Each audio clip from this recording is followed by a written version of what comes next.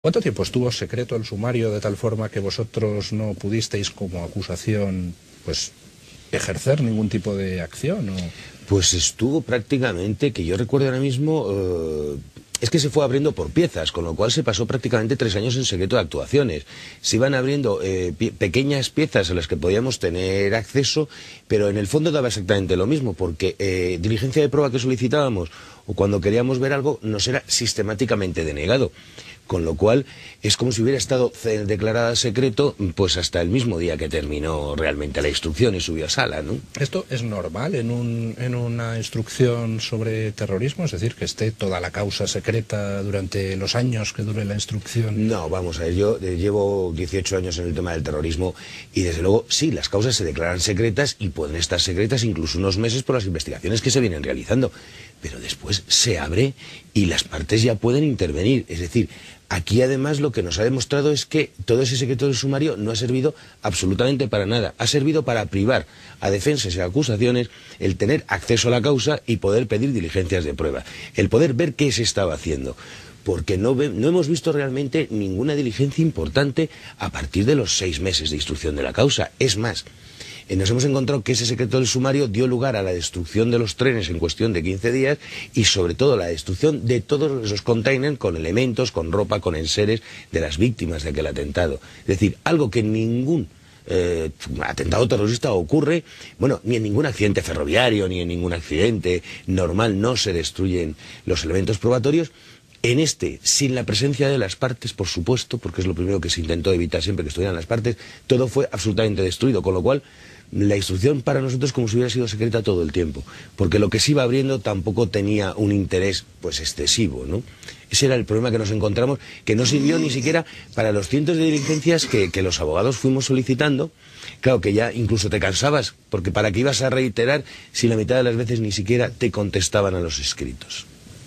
A eso de las 2:30, 3:30, según las fuentes de la tarde, de aquel 11 de marzo, nos dicen que encuentran dentro de la furgoneta Kangoo que había aparecido en Alcalá y que se llevó a Canillas, al complejo policial de Canillas, nos cuentan que encuentran un resto de cartucho de gomado seco y ese resto de cartucho se manda a analizar a la unidad en la que trabajaba como perito, el perito escribano.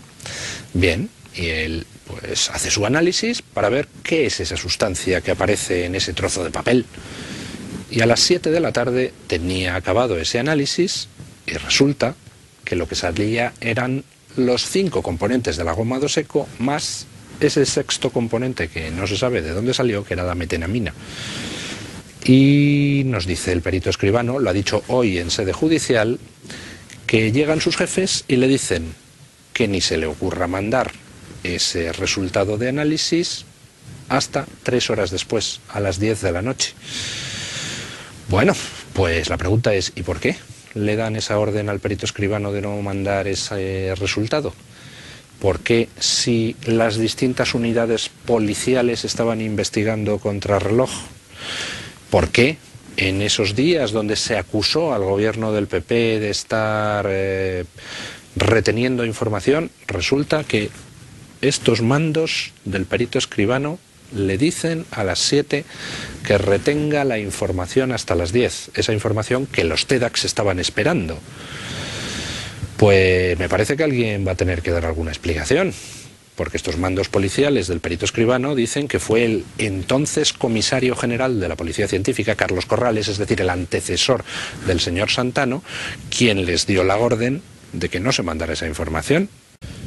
¿Cómo es posible que nos diga esa versión oficial de los atentados con la que doña Pilar Manjón parece conformarse?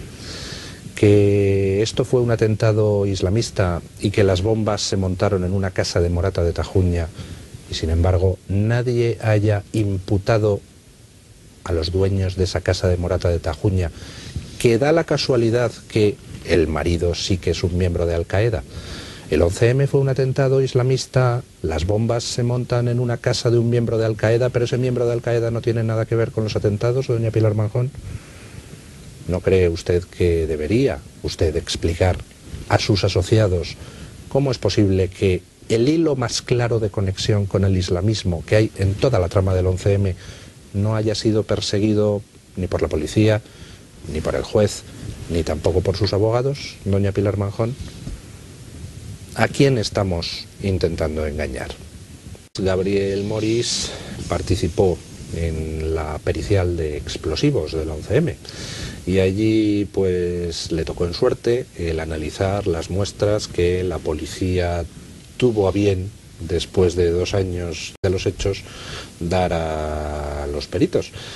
Y ya hemos entrevistado otras veces a don Gabriel, y yo recuerdo, don Gabriel, como usted nos ha planteado como principal queja el hecho de que se les encargó analizar algo que al final resulta que lo único que tenía, porque las muestras habían sido previamente lavadas, era un total de 0,1 gramos de sustancia. Eso es todo lo que ustedes pudieron analizar de lo que había estallado en los trenes, ¿no es así? Eso es cierto. Pero a mí me gustaría ampliar un poco la visión.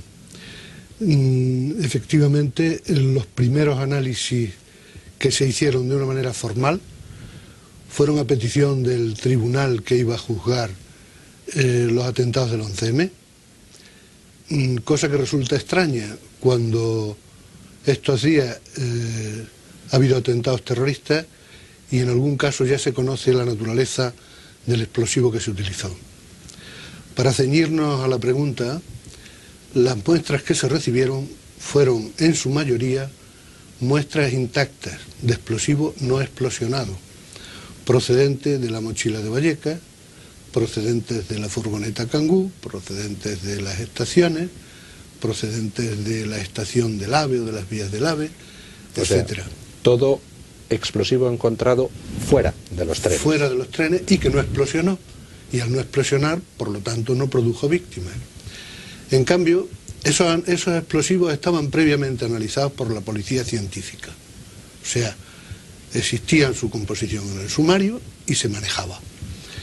Pero curiosamente, los explosivos que explosionaron en los trenes no los recibimos y las muestras efectivamente eran muestras que no tenían valor analítico, por la sencilla razón de que las cantidades de materia adherida a los soportes que nos suministraron previamente lavados, con agua y con acetona, en el mejor de los casos no superaba 0,1 gramo de cantidad. O sea, ¿no? Para resumir, aunque nuestros espectadores lo saben perfectamente, en esos trenes al final se retiran toneladas de restos y sin embargo no se hacen análisis, o por lo menos no constan en la causa, y cuando el tribunal 2 años después ordena hacerlos, lo que se entrega a los peritos son pues un total de, me parece que eran 48 fragmentos metálicos, que además estaban lavados con agua y acetona. 23 muestras. Ah, 23. 23 muestras. Y de alguno de los focos no había ni siquiera una pequeña muestra. Concretamente creo recordar que de uno de la calle Tellez. Sí, del tren de la calle Tellez se recibieron solamente 3 muestras. Para 4 focos. Exacto. Bien. Pues ayer en el blog que tenemos, en Libertad Digital, en el de los enigmas del 11M, uno de los participantes, Lesconil, colgó un interesantísimo trabajo de comparación fotográfica y nos gustaría que lo vieran ustedes con nosotros y luego lo comentamos con nuestro invitado. Observen estas imágenes, por favor, que corresponden a uno de los trenes atacados en la estación del Pozo. Ahí ven ustedes en la imagen cómo quedó uno de los vagones con el estallido de una bomba en la parte central del vagón. Ese vagón fue partido en los días posteriores en 2 y las 2 partes, la delantera y la trasera, a ambos lados del foco de explosión, fueron limpiadas y desguazadas. Y ahí tienen ustedes a los miembros de la policía, después de ese desguace, rebuscando entre los restos. Ahí en la fotografía en amarillo y en verde se muestra las partes que quedaron.